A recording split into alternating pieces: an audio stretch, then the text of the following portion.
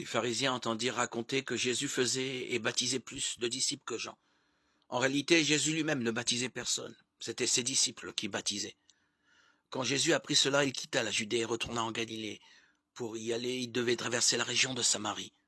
Il arriva près d'une ville de Samarie appelée Sichar, qui est proche du champ que Jacob avait donné à son fils Joseph. Là se trouvait le puits de Jacob. Jésus, fatigué du voyage, s'assit au bord du puits. Il était environ midi. Une femme de Samarie vint pour puiser de l'eau et Jésus lui dit « Donne-moi de l'eau à boire ». Ses disciples étaient allés à la ville acheter de la nourriture. La femme samaritaine dit à Jésus « Mais tu es juif, comment peux-tu donc me demander à boire, à moi qui suis une samaritaine ?» Car les juifs n'ont pas de relation avec les samaritains. Jésus lui répondit « Si tu connaissais ce que Dieu donne, et qui est celui qui te demande de l'eau à boire, c'est toi qui lui en aurais demandé, et il t'aurait donné de l'eau vive. » La femme lui dit « Maître, tu n'as pas de seau, et le puits est profond. Comment pourrais-tu avoir de l'eau vive? Notre ancêtre Jacob nous a donné ce puits, il a bu lui-même de son eau. Ses fils et ses troupeaux en ont bu aussi. Penses-tu être plus grand que Jacob? » Jésus lui répondit « Tout homme qui boit de cette eau aura de nouveau soif. Mais celui qui boira de l'eau que je lui donnerai n'aura plus jamais soif, car l'eau que je lui donnerai deviendra en lui une source d'où coulera la vie éternelle. » La femme lui dit « Maître, donne-moi cette eau pour que je n'ai plus soif et que je n'ai plus besoin de venir puiser de l'eau ici. » Jésus lui dit « Va appeler ton mari et reviens ici. » La femme lui répondit « Je n'ai pas de mari. » Et Jésus lui dit « Tu as raison de dire que tu n'as pas de mari, car tu as eu 5 maris, et l'homme avec lequel tu vis maintenant n'est pas ton mari. Tu m'as dit la vérité. » Alors la femme lui dit « Je vois que tu es un prophète, maître. Nos ancêtres samaritains ont adoré Dieu sur cette montagne, mais vous, les Juifs, vous dites que l'endroit où l'on doit adorer Dieu est à Jérusalem. » Jésus lui répondit « Crois-moi, femme, le moment viendra où vous n'adorerez le Père ni sur cette montagne ni à Jérusalem. Vous, les Samaritains, vous ne connaissez pas ce que vous adorez. Nous, les Juifs, nous connaissons ce que nous adorons, car le salut vient des Juifs.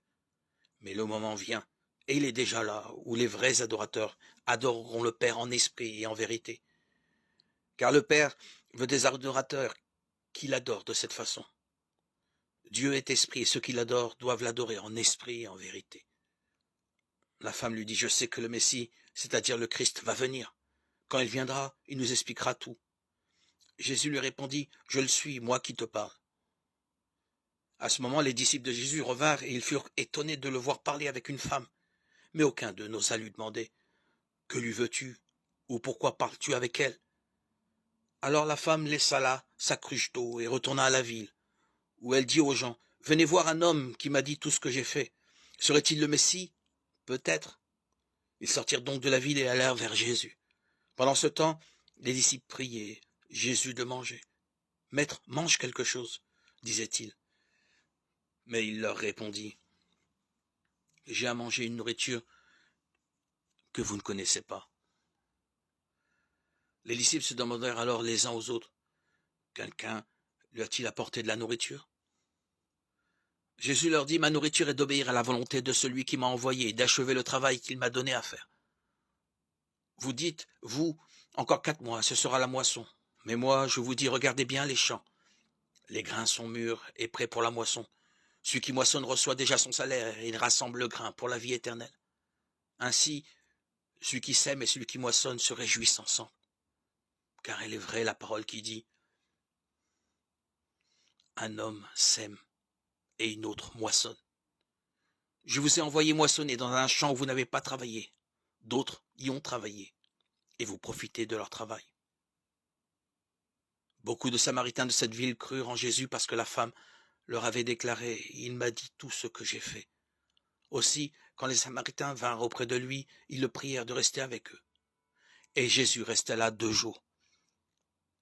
Il y en eut encore beaucoup plus qui crurent à cause de ce qu'il disait lui-même. Et il déclarait à la femme « Maintenant, nous croyons non seulement à cause de ce que tu nous as raconté, mais parce que nous l'avons entendu nous-mêmes et nous savons qu'il est vraiment le Sauveur du monde. » Jean 4, 1, 42.